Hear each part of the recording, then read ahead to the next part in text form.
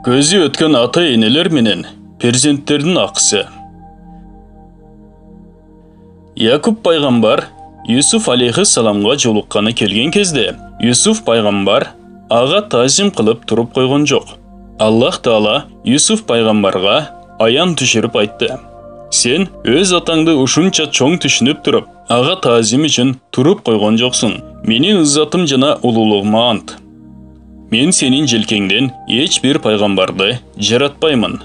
Пайғамбарыбыз саллаллаху алейхи вассалам айтқан: Ким өз ата-енесі үшін бір аз садақа берсе, анын сообу анын ата-енесіне тиет. Қанша сооп ата-енесіне болса, андан еш бір кемибестен өзіне да берілет. Малик бин Робия айтат: Bir жолы біз пайғамбарыбыздың саллаллаху алейхи вассалам алдында тұрат элек.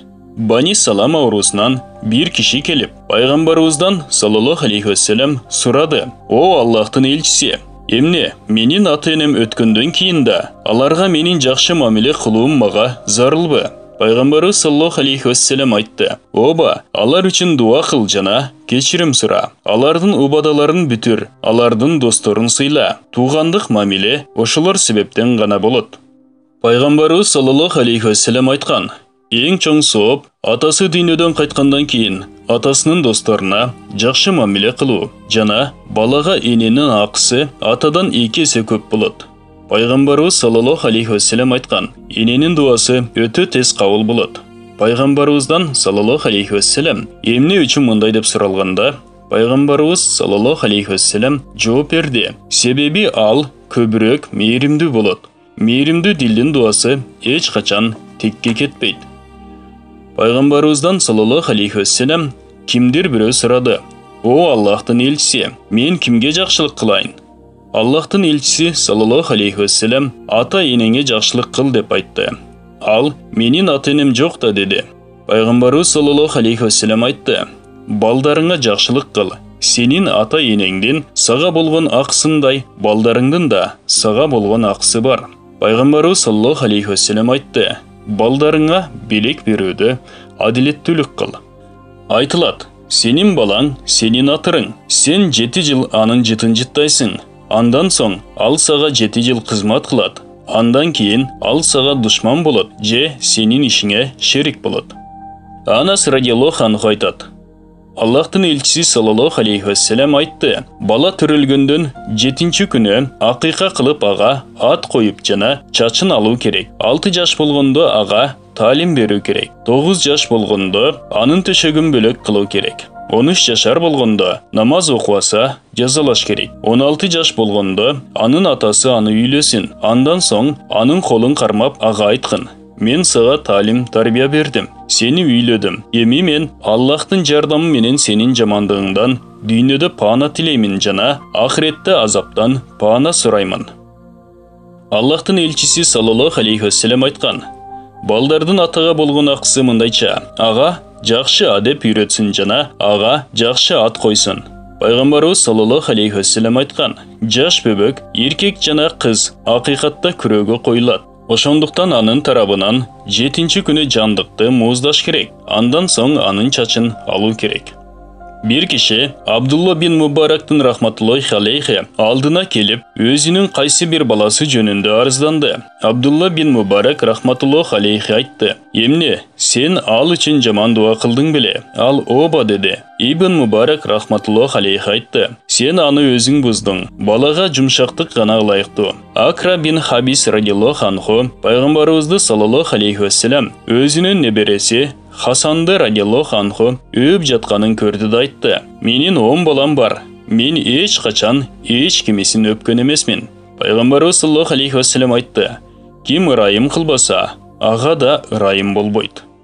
Айша радиаллаху анха айтты: Bir күнү пайгамбарыбыз саллаллаху алейхи вассалам мага айтты: Усаманын бетин жууп кой. Мен анын бетин жууй баштадым. Бирок мага жийиркенич болуп жатат эле. Пайғамбарыбыз саллаллаху алейхи вассалам менин колумдан алып анын бетин жууду. Bir жолу Пайғамбарыбыз саллаллаху алейхи вассалам минбарда хутба айтып жатат эле. Хасан радиаллаху анху кайрылып, жыгылып түштү. Пайғамбарыбыз саллаллаху алейхи вассалам минбардан түшүп, аны көтөрдү. Андан соң бул аятты окуду: Силердин балдарыңар жана мал дүйнөңөр ал азғырық сыны өлі. Абдулла бин Шаддат радиаллаху анху айтады. Bir жолы пайғамбарыбыз саллаллаху алейхи вассалам елдерге намаз оқытып жатады. Хусейн радиаллаху анху келіп, пайғамбарыбыз саллаллаху алейхи вассалам сажда қылып жатқан учурда желкесіне минеп алды. Аллахтың елшісі саллаллаху алейхи вассалам uzun сажда қылды. Елдер өзгөчө bir оқия болдығы деп ойлап қалышты. Пайғамбарыбыз саллаллаху алейхи вассалам намазды толық оқып бүткөн соң сахабалар айтышты: "О Аллахтың елшісі, сіз uzun сажда қылдыңыз. Biz өзгөчө bir iş болдығы" деп ойлап қалдық. Аллахтың елшісі саллаллаху алейхи вассалам айтты: "Менің балам маға минеп алды. Ошондуктан мен балам өзінің қызығусын толықтасын деп сажданы тездетүүнү каалаган жокмун. Мындан бир нече пайдаларды алсак болот.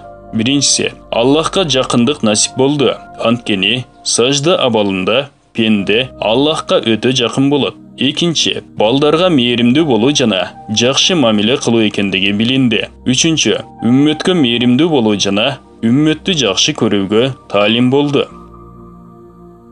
Бүткүл аламга рахмат болгон пайгамбарыбыз саллаллаху алейхи вассалам айткан: "Балдардын жыты бейиштин жыты." Язид өзүнүн атасы Муавия радиаллаху анху жөнүндө айтат: "Менин атам Ахнаф бин Кайсты радиаллаху анху чакыртты. Ал атамдын алдына келгенде, атам ага айтты: "Сиз балдар жөнүндө эмне дейсиз?" Ал айтты: "Момундардын башчысы, алар биздин жүрөктөрдүн мөмөлөрү. Биз алар үчүн жумшак жер, көлөкөлүү асманбыз. Алар үчүн гана биз чоң кыйынчылыктарга каршы турабыз. Алар үчүн биз башпанек болобуз. Эгер алар сураса аларга бер. Эгер наразы болушса аларды ыраазы кыл. Алар дагы өздөрүнүн махабатын сага берет. Сенин аракетиңди кадырлашат. Сен аларга оор жүк болуп алба. Болбосо алар сенин жашооңду ойрон кылышат. Сенин өлүүңдү каалашат. Сага жакын келүүнү жактырбай калышат." Амир Муавия радиаллаху анху айтты: Ахнаф, сен келген кезде мен Язидке ачууланып жана ага наразылык менен толо олтурат элем. Ахнаф радиаллаху анху Муавиянын радиаллаху анхунун алдынан жөнөп кеткен соң, Муавия радиаллаху анху Язидке ыраазы болду жана ага 200 000 дирхам жана 200 кийим жөнөттү. Ал эми Язид Ахнафка радиаллаху анху 100 000 дирхам жана 100 кийимди жөнөттү. Башкача айтканда, жарымын ага бөлүп берди. Бул баян жүрөк сырларынын ачкыча талыштагы китептен алынып баяндалды. Урматтуу мусулман бир туугандар, биздин Ихро медиа каналыбызга катталыңыздар.